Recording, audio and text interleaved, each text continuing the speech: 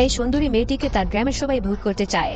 মেয়েটির যখন এক গরিব পরিবারে বিয়ে হয়ে যায় তখন সেই গ্রামের সবাই তাকে কাছে পেতে চায়, এমনকি গ্রামের জমিদারও তার জন্য পাগল হয়ে যায়। মেয়েটিকে পুরো গ্রামের মানুষ এবং জমিদারের হাত থেকে নিজের সম্মান টিকিয়ে রাখতে পেরেছিল, নাকি সবার সামনে সব বিলিয়ে দিতে হয়? মুভির শুরুতেই রাজস্থানের জিতেশ্বর নামের একটা গ্রামকে দেখানো হয়, যেখানে জমিদার দুর্জয় সিং এর অনেক প্রভাব প্রতিপত্তি রয়েছে। গ্রামের সবাই তাদেরকে অন্নদাতা হিসেবে মানে। আসলে তাদের ক্ষমতা কোনো রাজার থেকেও কম ছিল না, কিন্তু স্বাধীনতার পর সমস্ত রাজপ্রাসাদ শেষ হয়ে যায়, শুধুমাত্র এই প্রাসাদটাই টিকেছিল। দুর্জয় সিং একমাত্র উত্তরাধিকারী ছিলেন। তার না ছিল পরিবার, না করেছেন বিয়ে। তার প্রাসাদটা দেখেই মনে হচ্ছিল বহু বছর পুরনো প্রাসাদ। লোকজন তাকে সাধারণ মানুষের মতো মনে করলেও সে নিজেকে রাজার মতোই মনে করে। তবে তার একজন বিশ্বস্ত সেবক ছিল, যে কিনা শৈশব থেকে এখনও তার সেবা করে আসছে, যে কিনা তার সমস্ত প্রয়োজনের খেয়াল রাখত, এমনকি তার বিশেষ প্রয়োজনেরও খেয়াল রাখত। তার বিশেষ প্রয়োজন হিসেবে ছিল নারী। দুর্জয় সিং একবার বলেছিল সে তার সমস্ত কিছু ছেড়ে দিবে, কিন্তু আনন্দ করার জন্য নারী সঙ্গ এখনও ছাড়তে পারেনি। এর পরবর্তী সিনে দেখা যায় গ্রামে কৃষ্ণ নামের এক যুবক বিয়ে করছে। সে এলাকায় চাষাবাদ করত এবং গরু মহিষ পালন করত। তার জীবন আর 5টা সাধারণ মানুষের মতোই ছিল। কিন্তু যখন তার বিয়ে হয়ে যায় সে গ্রামে বিশেষ কেউ হয়ে ওঠে। তার স্ত্রীর রূপের কথা গ্রামবাসীরা সবাই জেনে যায়। তার চলন এবং রূপ গ্রামের অন্য সব মহিলাদের থেকে অনেক ভালো ছিল।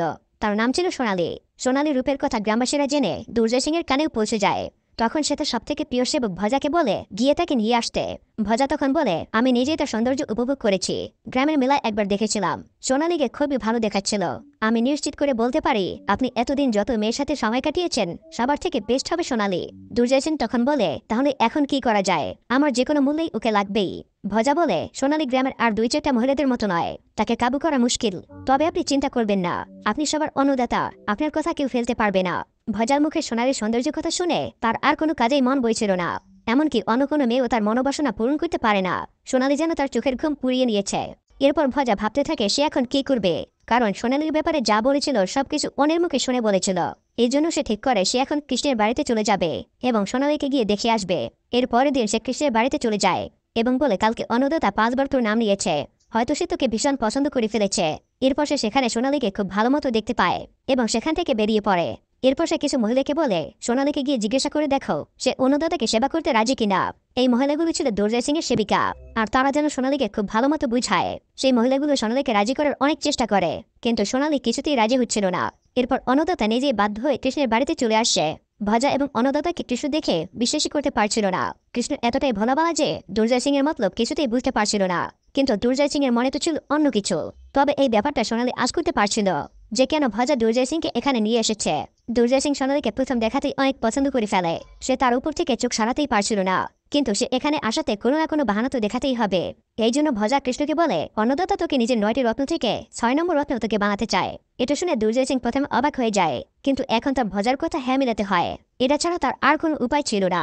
এরপর দুর্জয় সিং ভজার উপরে রেগে যায় আর বলে, আমার প্রাসাদে 2জন চাকর, তার বেতনই আমি ঠিকঠাক মতো দিতে পারছি না, তার উপরে আবার ওকে কিভাবে রাখবো? তবে তুই সোনালীর ব্যাপারে সবকিছু সঠিক ইনফরমেশন আমাকে দিয়েছিলে, ভালো কিছু পেতে হলে একটু খরচ করতেই হবে। পরদিন সকালে দুর্জয় সিং আবারও কৃষ্ণের বাড়িতে চলে আসে। সেখানে গিয়ে ভজা জিজ্ঞাসা করে কৃষ্ণ বাড়িতে আছে কিনা, কিন্তু সোনালী কোনো উত্তর দেয় না, কারণ সে জানতো তাদের আসলে মতলব কি ছিল। এরপরে ভজা তাকে জোর গলায় বলে, তোমাকে কি বলেছি শুনতে পাওনি? সোনালী বলে, আশেপাশে আছে হয়তো কোথাও, চলে আসবে এখনই। এখানে ভজা দুর্জয় সিংকে বলে, কৃষ্ণকে আমি অন্য জায়গায় পাঠিয়েছি শুধুমাত্র আপনার জন্য। এরপরে দুর্জয় সিং সোনালীকে সুন্দর সুন্দর কথা বলে পটানোর চেষ্টা করে, কিন্তু সে কোনো উত্তর দেয় না। তখন ভজা বলে, সোনালী তোকে তো অন্নদাতা কিছু জিজ্ঞাসা করছি, জবাব দে। তোর স্বামীকে খুব ভালো একটা জবাবও দিয়েছে, যেটাতে কৃষ্ণ অনেক খুশি। তখন সোনালী বলে, আমি বাপের বাড়ি থেকে 2টি গরু এনেছিলাম এবং এরা খুব ভালো দুধ দেয়। দুর্জয় সিং বলে, তাহলে কটা বাচ্চা হয়েছে গরুদের? সোনালী বলে, সেটা ঠিক মনে নেই। ভজা বলে, ও তো আশেপাশে মনোযোগ সহকারে দেখে না, কখনো কখনো কিছু জিনিস মন দিয়ে দেখতে হয়। কিন্তু সোনালী এসব কিছু এড়িয়ে সে নিজের কাজ করতে থাকে। ভজা বলে, কৃষ্ণ আসতে বলে দিস স্বয়ং অন্নদাতা তোর ঘরে এসেছিল। এই বলে তারা সেখান থেকে চলে যায়। সেদিন রাতে সোনালী কৃষ্ণকে জিজ্ঞাসা করে, যদি কেউ তোমার থেকে তোমার সব থেকে মূল্যবান জিনিস ছিনিয়ে নেয় তাহলে তুমি কি করবে? কৃষ্ণ বলে, এই গ্রামের এমন কারো সাহস নেই যে আমার জিনিস ছিনিয়ে নেবে, কিন্তু এই কথা তুমি আমাকে কেন জিজ্ঞাসা করছো? সোনালী বলে, না এমনি। কিন্তু কৃষ্ণ তাকে ছাড় দেয় না, বলে, এটা এমনি হতে পারে না, কি হয়েছে আমাকে বলো। সোনালী তখন বলে, আমার ভজা আর অন্নদাতাকে ঠিক বলে মনে হচ্ছে না। কৃষ্ণ বলে, কেন? তারপর সোনালী সবকিছু খুলে বলে। এটা শুনে কৃষ্ণ রেগে যায় আর বলে, তার মানে তোমার উপরে ওই শয়তান দুটো নজর গেছে? এরপরে সে বিছানা থেকে উঠতে চায়। সোনালী তাকে জিজ্ঞাসা করে, কোথায় যাচ্ছ তুমি? কৃষ্ণ বলে, ওদেরকে বুঝিয়ে দিতে যে অন্যের স্ত্রীর দিকে নজর দিতে হয় না। কিন্তু সোনালী তাকে থামায় আর বলে, উনি হলেন বড় লোক, আমরা ছোটখাটো মানুষ। কৃষ্ণ বলে, আজ আজকে আমি এইসব বড়লোক আর ছোট লোক মিটিয়ে দেব। এরপরে সে সোজা দুর্জয় সিং এর প্রাসাদে পৌঁছে যায়। সেখানে গিয়ে বলে সোনালি শুধুমাত্র তার আর তার জীবন দিয়ে হলেও সে তাকে রক্ষা করবে। তখন দুর্জয় সিং বলে ঠিক আছে, যেমনটা তোর ইচ্ছা। এটা বলে সে বন্দুক বের করে কৃষ্ণকে মেরে ফেলে। ঠিক তখনই সোনালির ঘুম ভেঙে যায়। আসলে এটা ছিল তার দুঃস্বপ্ন। কিন্তু কৃষ্ণর কি আসলেই এতটা সাহস ছিল যে সে অন্নদাতার সঙ্গে লড়াই করতে পারবে? তবে সোনালি এটা ভেবে ভালো লাগছিল যে তার স্বামী তার জন্য সবকিছু করতে পারে। পরদিন সকালে আবারও দুর্জয় সিং কৃষ্ণের বাড়িতে পৌঁছে যায়। আজও সোনালি বাড়িতে একা ছিল। এটাই মোক্ষম সুযোগ, আর সে তার মনোবাসনা পূরণ করতে পারবে। তখন সে সোনালির কাছে চলে যায় আর তাকে জোর করতে শুরু করে। কিন্তু সোনালি তাকে একটা ধাক্কা দিয়ে মাটিতে ফেলে দেয় এবং গিয়ে হাতে কুদাল তুলে নেয়। তখন তাদের মধ্যে ভজা চলে আসে। এসে সোনালিকে শান্ত করে বলে, যাও, অন্নদাতা তোমাকে ক্ষমা করে দিয়েছে। আর আজকে এখানে যা হয়েছে তা যেন আমাদের তিনজনের মধ্যেই থাকে। সে অন্নদাতার এই অপমানের কথা যেন কাউকে না বলে, সেটাই সবার জন্য ভালো হবে। এরপরে ভজা আর অন্নদাতা যখন সেখান থেকে চলে যায়, সোনালি খুবই খুশি হয়ে যায়, কারণ তার মাথা থেকে ওই ভয়টা চলে গেছে। অন্নদাতা আর কখনোই তার ঘরে আসবে না। এরপরে কৃষ্ণ যখন চলে আসে, তখন সোনালি খুব খুশি হয়ে সবকিছু তাকে বলে দেয়। কিন্তু কৃষ্ণ তার স্বপ্নে সেই সাহসী কৃষ্ণ ছিল না। তখন সে বলে, রাজারা তো এমনই হয়, তাদের সঙ্গে শত্রুতা করা উচিত ছিল না। সরকারের সঙ্গে তার সখ্যতা রয়েছে। যদি উনি রেগে যান তো আমাদেরকে গ্রামে একঘরে করে দেবে, আর আমরা না খেতে পেয়ে মারা যাব।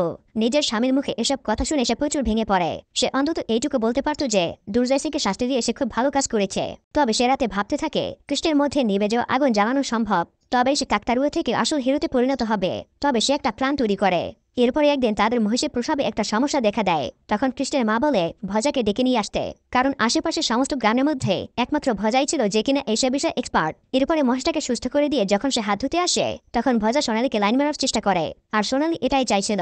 সে তখন বলে সে যেন 3 দিন পরে রাতে এখানে দেখা করে। এটা শুনে ভজা তো নিজের কানকে বিশ্বাসই করতে পারছিল না যে সোনালি থেকে অফার করছে। এরপরে সে নাচতে নাচতে নিজের বাড়িতে চলে যায়। তার এক একটা দিন যেন এক একটা বছরের সমান। সোনালির জন্য অপেক্ষা করতেই পারছিল না। সোনালি তাকে দেখা করতে বলেছে, এই কথা দুর্জয় সিংকেও সে জানায় না। অবশেষে 3 দিন পরে ভজা সোনালিদের গোয়ালে পৌঁছে যায়। ঠিক টাইমে সোনালিও সেখানে পৌঁছে যায়। আর পরিকল্পনা অনুযায়ী সোনালি সেখানে কৃষ্ণকেও ডেকে পাঠিয়েছিল, যাতে তাদের দুজনকে একসাথে দেখে কৃষ্ণের মধ্যে সেই আগুনটা জ্বলে ওঠে। কিন্তু কৃষ্ণকে এদিকে আসতে দেখে ভজা একটা ঝোপের মধ্যে পালায়। কিন্তু কৃষ্ণ সেখানে আসার পর সোনালির চালচলন দেখে বুঝতে পারে যে এখানে কেউ আছে। আর সোনালিও এটাই চাইছিল। কৃষ্ণ তখন ঝোপের মধ্যে ভজাকে দেখতে পায় আর জিজ্ঞাসা করে, কিরে তুই এখানে কেন? ভজা তখন বলে, তুই কি জানিস সরকারের কাছে কেউ তোর নামে কমপ্লেন করেছে যে তুই অতিরিক্ত দুধের লোভে গরুকে ওষুধ বিষে খাওয়াচ্ছিস। আমি লুকিয়ে লুকিয়ে এটাই দেখতে আসলাম। এখানে এসে দেখতে পেলাম তুই আসলে সেটাই করছিস। এখন বল আমি কি করব? কৃষ্ণ বলে, সরকারের কায়দা কারণ তো আমি ঠিক জানি না। আজকের মতো আমাকে ক্ষমা করে দে। ভজা কৃষ্ণকে এভাবে ভুলভাল বুঝিয়ে সেখান থেকে কেটে পড়ে। বাসায় আসার সময় সোনালি কৃষ্ণকে বলে, আচ্ছা ভজাকে এইভাবে দেখে তোমার কি একটু সন্দেহ হয়নি? কৃষ্ণ বলে, আরে ভজা তো আমার বন্ধু, নিজের ভাইয়ের মতো। তোমার মনে যা আসছে ওইসব ভুলে যাও। পরের দিন ভজা যখন আবারও সোনালির কাছে আসে, সোনালি তাকে তাদের আমবাগানে দেখা করতে বলে, যেখানে সচরাচর কেউ যায় না। কিন্তু ভজা যখন সেখানে যায়, সোনালি তখন আবারও বাহানা বানিয়ে কৃষ্ণকে সেখানে ডেকে নেয় এবং ইশারা করে ভজাকে দেখিয়ে দেয়। কৃষ্ণ যখন তাকে জিজ্ঞাসা করে, আরে ভজা তুই এখানে কেন? ভজা তখন তাকে আবারও বোকা বানানো শুরু করে। বলে, আগে 2 হাত উঁচু কর, আজকে চন্দ্রগ্রহণ, তাও তুই জানিস না? মন্দিরের পুরোহিত আমাকে বলেছে আম পাতা নিয়ে যেতে, চন্দ্রগ্রহণের পূজা করবে। এসব বলে ভজা আবারও কৃষ্ণকে ফাঁকি দিয়ে সেখান থেকে চলে যায়। এরপরে ভজার কোনোদিনই ভালো যাচ্ছিল না। সে সবসময় সোনালিকে কাছে পেতে চাইতো। এরপরে একদিন সোনালি তাকে তাদের রান্নাঘরে থাকতে বলে। এর পরের রাতে সবার চোখ ফাঁকি দিয়ে ভজা কৃষ্ণের রান্নাঘরে চলে যায়। সোনালিও তাকে দেখার পর রান্নাঘরে চলে যায়। কিন্তু যখনই ভজা তাকে পেছন থেকে জড়িয়ে ধরবে, তখনই সোনালি ইচ্ছে করে একটা বাটি নিচে ফেলে দেয়। এই শব্দ শুনে কৃষ্ণের ঘুম ভেঙে যায় এবং বাইরে চলে আসে। সোনালির এবার পুরোপুরি বিশ্বাস ছিল যে কৃষ্ণ ভজাকে তাদের রান্নাঘরে দেখে সন্দেহ করবে এবং ভীষণ রেগে তাকে ধুলাই দেবে। কিন্তু কৃষ্ণ যখন আবারও রান্নাঘরে প্রবেশ করে, তখন দেখতে পায় সেখানে ভজা দাঁড়িয়ে আছে। কৃষ্ণ তখন তাকে জিজ্ঞাসা করে, তুই এখানে কেন? ভজা তাকে আবারও বোকা বানাতে শুরু করে আর বলে, তোর তো এবার খবর আছে। আমি তোকে কতবার বলেছি গরুর দুধে ভেজাল না মিশাতে, কিন্তু তুই তো আমার কোনো কথাই শুনছিস না। সরকার যদি তোর কিছু করে ফেলে তো তোর বউ এবং তোর মায়ের কি খেয়াল রাখবে? আমি আর কতজনেরই বা খেয়াল রাখতে পারবো? এভাবে আলতুফালতু কথা বলে সে কৃষ্ণকে আবারও বোকা বানায়। হয় কৃষ্ণ প্রচুর বোকা ছিল, না হয় সে প্রচুর ভীতু ছিল। আর সোনালিরও এখন এটাই মনে হতে থাকে সে আসলেই বোকা। যদি এমনটাই হয় তাহলে তার সঙ্গে সোনালির বিয়ে হওয়াটা একদমই ভুল ছিল। এরপরে সোনালি একদিন ক্ষেতের মধ্যে হাঁটতেছিল, তখন দেখতে পায় একটা সাপ নিজের খোলস বদলাচ্ছে। সাপটা খোলস থাকা অবস্থায় খুব দুর্বল ছিল, কিন্তু খোলস পরিবর্তন করার পর সে অনেক শক্তিশালী হয়ে যায়। তখন সোনালি মনে হতে থাকে তার সবথেকে বড় বাধা হচ্ছে তার খোলস। সে যদি নিজের খোলস বদলাতে পারে তাহলে সবথেকে শক্তিশালী হয়ে যেতে পারবে আর এই বিপদ থেকে নিজেকে মুক্ত করতে পারবে। এরপরে আরও একদিন সোনালি ভজাকে ডেকে পাঠায় আর সোনালি তাকে নিজের উঠানে ডাকে। রাতের বেলা সে সাদা চাদর জড়িয়ে শোবে। ভজা তখন রাজি হয়ে যায়, সে সোনালীর জন্য সবকিছু করতে পারে, এমনকি তার অন্নদাতার সঙ্গে সে বিশ্বাসঘাতকতা করেছে। এদিকে দুর্জয় সিংয়ের অবস্থাও খুব খারাপ। সে সোনালীকে ভাবতে ভাবতে দিন থেকে রাত কাটিয়ে দেয়। সে সবসময় মদ্যপান করতে থাকে। এরপর রাতের বেলা ভজা একটা গোলাপ ফুল নিয়ে সোনালীর উঠানে পৌঁছে যায় আর সোনালীর কথা মতো সাদা চাদরটা উঠায়। সোনালী যখন জোরে চিৎকার দিয়ে ওঠে, তার পাশেই শুয়েছিল কৃষ্ণ, সেও জেগে ওঠে। তখন কৃষ্ণ চিৎকার দিয়ে ওঠে আর বলে, কে ওখানে? ভজা বলে, আমি ভেবেছিলাম তুই এখানে শুয়ে আছিস। আমি তীর্থে যাচ্ছি, তুই কি যাবি আমার সঙ্গে? ভজা কৃষ্ণকে এভাবে আবারও বোকা বানানোর চেষ্টা করে। কৃষ্ণ বলে, এত রাতে? তোর আগেই বলা উচিত ছিল। ভজা বলে, আরে তুই কি জানিস না, তীর্থে যাওয়ার জন্য আগে কোনো প্ল্যানিং করতে হয় না। যখন ইচ্ছা তখনই বেরিয়ে যেতে হয়, আর কাউকে না জানিয়ে গেলে তখনই মনের বাসনা দ্রুত পূর্ণ হয়। কৃষ্ণ তখন বলে, তাহলে তো তোর আর তীর্থে যাওয়া হচ্ছে না, কারণ সোনালী তো জেনে গিয়েছে তুই তীর্থে যাচ্ছিস। এরপর সে নিজে ব্যর্থ হয়ে সেখান থেকে চলে যায়। আর ভজা এখানে বুঝতে পারে সোনালী বারবার তার সঙ্গে প্রেমের নাটক করছে। এদিকে কৃষ্ণ সোনালীকে বলে, ভালোই হয়েছে ভজা তোমার চাদর উঠিয়েছে, তা না হলে আমাকে এখন তীর্থে যেতে হতো। সোনালী তখন হতাশ হয়ে যায় আর ভাবে কৃষ্ণের মধ্যে সে যেটা খুঁজছে সেটা তো ভজার মধ্যে আছে। প্রত্যেকবার সে ঝুঁকি নিয়ে তাকে যেখানেই ডাকতো সেখানেই চলে আসতো। তার এই প্রেম হয়তো সত্য হবে। সে সবসময় ভজাকে নিয়ে ভাবতে থাকে।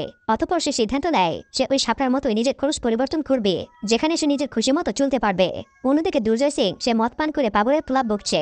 এদিকে ভজাও হৃদয় ভাঙা আর্তনাদ করছে। এরপরে সে ভাবে আবারও দুর্জয় সিং এর কাছে চলে যাবে এবং ক্ষমা চাইবে। পরবর্তী সিনে দেখা যায় বাইরে প্রচুর বৃষ্টি হচ্ছে। সোনালী ঘর থেকে বেরিয়ে আসে। সে তার মঙ্গলসূত্র, শাখা, সিঁদুর সবকিছু খুলে ফেলে। সে পুরোপুরি বস্ত্রহীন হয়ে যায় এবং সোজা গিয়ে ভজা রুমে চলে যায়। সোনালী নিজের মান সম্মান ত্যাগ করে ভজার দরজায় যখন চলে আসে, তখন শুনতে পায় ভজা অন্য একটা মেয়ের সঙ্গে কথা বলছে। এটা শুনে সে আরো বেশি ভেঙে পড়ে। সে চাইলেই এখন তার ঘুমন্ত স্বামীর কাছে ফিরে যেতে পারে, কিন্তু সে আবারও ভীতু স্বামীর কাছে যেতে চায় না। এর জন্য সে ওই অবস্থায় গ্রামের রাস্তায় কোথায় হারিয়ে যায়। আর মুভিটা এখানেই শেষ হয়ে যায়।